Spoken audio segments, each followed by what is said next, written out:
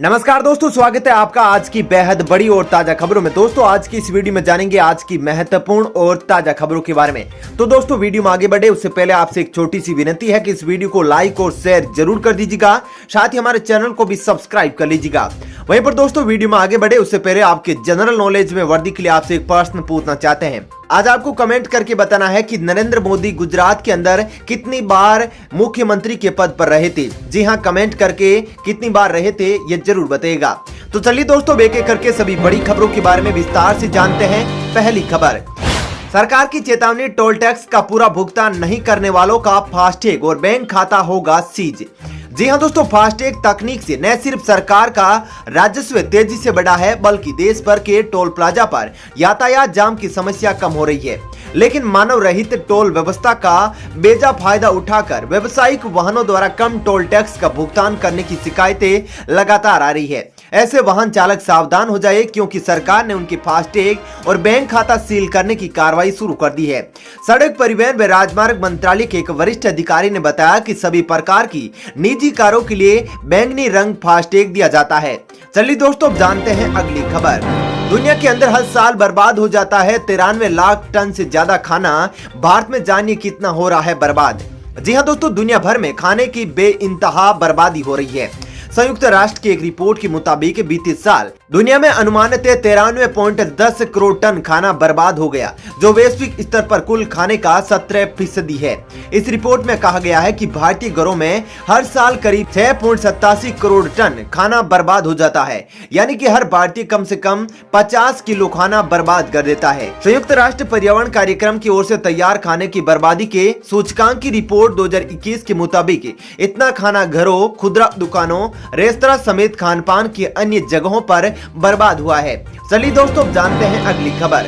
सोने के दाम में हो रही है लगातार गिरावट, जानिए क्या है आज के ताजा भाव। जी हां दोस्तों, अंतर्राष्ट्रीय बाजारों में सोने में सुस्त ट्रेंड का असर घरेलू बाजार पर देखने को मिला। शुक्रवार को दिल्ली सराफा बाजार में सोने की कीमतों में बड़ी गिरावट दर्ज की गई। आज के कारोबार में सोने का भाव 522 रुपए प्रति 10 ग्राम तक टूट गया। गुरुवार को सोना 217 रुपए से कम हुआ था। सोने की तरह ही चांदी में भी गिरावट रही। 1 किलोग्राम चांदी का दाम 1822 रुपए लुढ़क गया। बता दें कि गुरुवार को चांदी में 1217 रुपए की कमजोरी आई थी। बता दें कि शुक्रवार को राजधानी दिल्ली में सराफा बाजार में 10 ग्राम सोने का दाम 522 रुपए लुढ़क कर 43,887 रुपए पर आ गया था। चलिए दोस्तों जानते हैं अगली खबर। काम की खबर, व्हाट्सएप में जुड़ा न्यू फीचर, अब लैपटॉप और कंप्यूटर से भी कर सकेंगे वॉइस और वीडियो कॉल। जी हां दोस्तों, व्हाट्सएप ने यूजर की सुविधा के लिए अपने नए अपडेट में कई खास फीचर्स को शामिल किया है। व्हाट्सएप ने गुरुवार को कहा कि उसने अपने डेस्कटॉप ऐप पर वॉइस और वीडियो कॉल की शुरुआत की है। इस कदम से यूजर्स अपने लैपटॉप या फिर डेस्कटॉप पीसी के जरिए कॉल कर सकेंगे। इसके अलावा iOS के लिए वॉइस एनिमेशन, वॉइस मैसेज के लिए रिसिप्ट इनेबल या डिसेबल करने की सुविधा के साथ इंस्टाग्राम की तरह अपने आप डिलीट होने वाले मैसेज या इमेज भी शामिल है। चलिए दोस्तों जानते हैं अगली खबर। पीएम मोदी आज करेंगे शीर्ष सैन्य अधिकारियों के सम्मेलन को संबोधित। गुजरात की केवड़िया में है कार्यक्रम। जी हां दोस्तों, प्रधानमंत्री नरेंद्र मोदी आज गुजरात की केवड़िया में शीर्ष सैन्य अधिकारियों के एक सम्मेलन को संबोधित करेंगे। इस सम्मेलन में पहली बार जवान और जूनियर कमीशन्ड अधिकारी JCOB शिरकत करेंगे। सैन्य मामलों की विभाग DMA ने एक बयान में कहा कि सैन्य अधिकारियों का प्रमुख आयोजन संयुक्त कमांडर सम्मेलन 3 साल बाद केवड़िया में हो रहा है। सम्मेलन गुरुवार से शुरू हुआ था। चलिए दोस्तों जानते हैं अगली खबर। बड़ी खबर, अब कार में जरूरी होगा डबल एयरबैग, 1 अप्रैल से लागू हो रहा है नया नियम। जी हां दोस्तों, सरकार ने वाहनों के आगे की सीट के यात्रियों के लिए एयरबैग को अनिवार्य कर दिया। सड़क परिवहन एवं राजमार्ग मंत्रालय ने शुक्रवार को बताया कि एयरबैग के अनिवार्य प्रावधान के संबंध में गजट अधिसूचना जारी कर दी गई है। बयान में कहा गया है कि वाहन में आगे ड्राइवर की सीट के साथ बैठने वाले यात्रियों के लिए एयरबैग को अनिवार्य करने के संबंध में गजट अधिसूचना जारी कर दी गई है। ये एक महत्वपूर्ण सुरक्षा उपाय है। उच्चतम न्यायालय की सड़क सुरक्षा पर समिति ने इसके बारे में सुझाव दिया था। मंत्रालय ने कहा कि अप्रैल 2021 के पहले दिन या उसके बाद विनिर्मित नए वाहनों में आगे की सीट के लिए एयरबैग जरूरी होगा। चलिए दोस्तों अब जानते हैं अगली खबर। किसान आंदोलन को 100 दिन हुए पूरे, जानिए क्या है आज किसानों की रणनीति। जी हां दोस्तों, कृषि कानूनों के खिलाफ दिल्ली सीमाओं पर विरोध प्रदर्शन कर रहे किसान आंदोलन के आज 100 दिन पूरे हो गए हैं। वहीं 100 दिन पूरे होने पर आज दिल्ली व दिल्ली की सीमाओं के विभिन्न विरोध स्थलों को जोड़ने वाले केएमपी एक्सप्रेस वे पर 5 घंटे की नाकाबंदी की जाएगी। इसकी वजह यह है कि आज किसान सुबह 11 से 4 बजे केएमपी एक्सप्रेस को जाम करेंगे। वहीं किसान टोल प्लाजा को टोल फीस जमा करने से भी मुक्त करेंगे। हालांकि किसान संगठनों ने बताया कि यह आंदोलन पूरी तरह से शांतिपूर्वक होगा। चलिए दोस्तों, अब जानते हैं अगली खबर। आम आदमी के लिए राहत की खबर, गैस सिलेंडर बुकिंग को लेकर सरकार ने बदला ये खास नियम।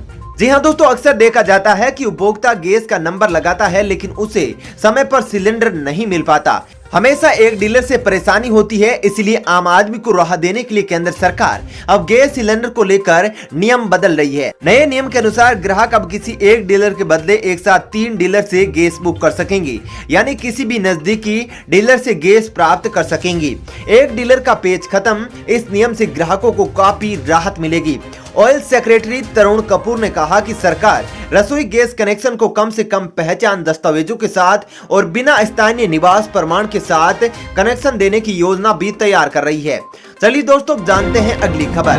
गैस के दाम बढ़ने से उज्ज्वला योजना को फायदा नहीं उठा पा रही महिलाएं, 35% ने छोड़ा सिलेंडर भरवाना। जी हां दोस्तों, महिलाओं को चूल्हे में धुएं से निजात दिलाने के लिए उज्ज्वला योजना की शुरुआत की गई थी, लेकिन गैस सिलेंडर के बढ़ते दामों ने लोगों की मुश्किलें बढ़ा दी है। गरीब परिवारों को मुफ्त सिलेंडर तो दे दी गए, लेकिन गैस के दाम बढ़ने से लाभार्थी ने रिफिल नहीं करा पा रहे हैं। 10 महीने में 250 रुपए से ज्यादा और 44 दिन में 125 रुपए के करीब सिलेंडर के दाम में इजाफा हो चुका है।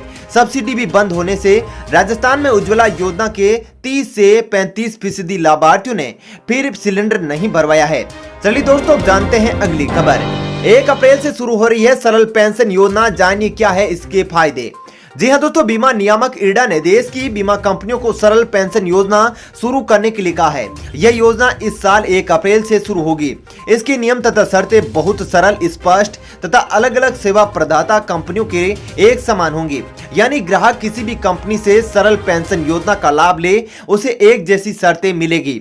सरल पेंशन योजना की सबसे बड़ी बात यह है कि यहाँ केवल 2 एन्युटी या वार्षिक देने का विकल्प होगा। एन्युटी या वार्षिक से तात्पर्य है कि किसी भी पेंशन प्लान में जमा के बदले कंपनियां जो सालाना राशि देने का वादा करती है वह राशि अवधि का चुनाव मासिक, तिमाही, छमाही या फिर सालाना आधार पर करने का विकल्प देता है। चलिए दोस्तों, जानते हैं अगली खबर। क्या कोरोना वैक्सीन लगवाने से पहले तथा बाद में शराब का सेवन करना स्वास्थ्य के लिए सही है या फिर गलत, जानिए। जी हां दोस्तों, कोरोना महामारी जल्द से जल्द खत्म हो, इसको लेकर लगातार प्रयास किए जा रहे हैं। दुनिया के कई देशों में इसके खिलाफ टीकाकरण अभियान चलाए जा रहे हैं। आंकड़ों के मुताबिक दुनिया में अब तक लोगों को 271 मिलियन यानी 27.1 करोड़ से अधिक कोरोना वैक्सीन की खुराक दी गई है, यानी प्रतिदिन लाखों लोगों को टीका लगाया जा रहा है।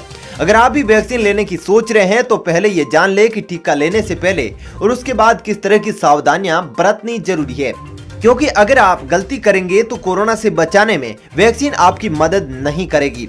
इन सावधानियों में शराब का सेवन न करना ही शामिल है। चलिए दोस्तों, जानते हैं अगली खबर। सीबीएसई ने 10वीं और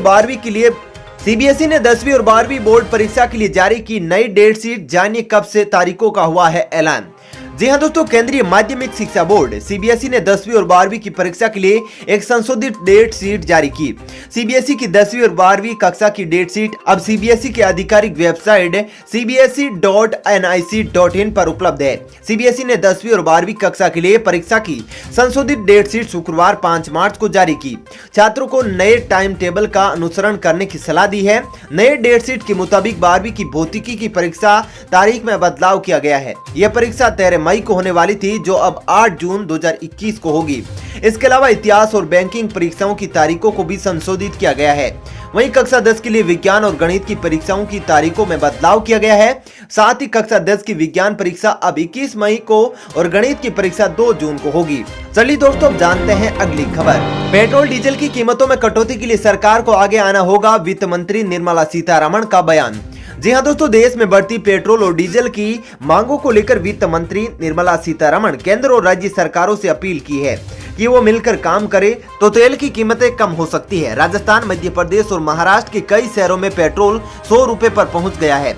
निर्मला सीतारमण ने कहा कि कस्टमर्स के पास पेट्रोल और डीजल की कीमतों को कम करने का मामला करों में कमी ही है। केंद्र और राज्य सरकारों का संयुक्त रूप से मिलकर काम करना चाहिए। आगे कहा कि राजस्थान, मध्य प्रदेश और महाराष्ट्र के कुछ शहरों में पेट्रोल 100 रुपए से अधिक है और देश में ऐसा न हो कि इसके लिए सरकारों को सोचना चाहिए। चलिए दोस्तों, फिलहाल इस वीडियो में इतना ही। ऐसी ही खबरें देखते रहने के लिए आप हमारे चैनल को सब्सक्राइब कर ले, साथ ही इस वीडियो को लाइक और शेयर भी जरूर कीजिएगा। धन्यवाद।